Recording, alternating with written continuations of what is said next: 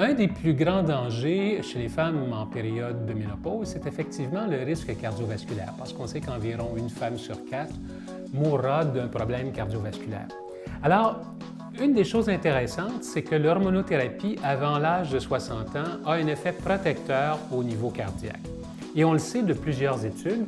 Et si on regarde le graphique qui est ici, on s'aperçoit que par rapport à un risque de 1, savoir ici où est la barre verticale, l'hormonothérapie exerce un effet protecteur comparativement au fait de ne pas prendre d'hormonothérapie. Donc, on diminue un petit peu le risque de base en prenant de l'hormonothérapie avant l'âge de 60 ans.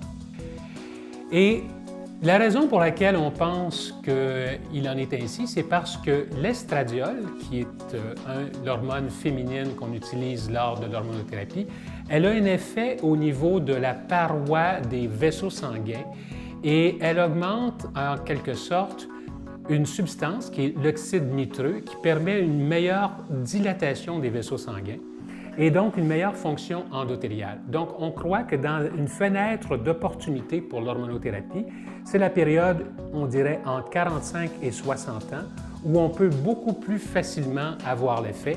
Cet effet protecteur n'existe pas, par contre, n'a pas été démontré après l'âge de 60 ans, probablement parce que les dommages au niveau des vaisseaux sanguins sont déjà complétés.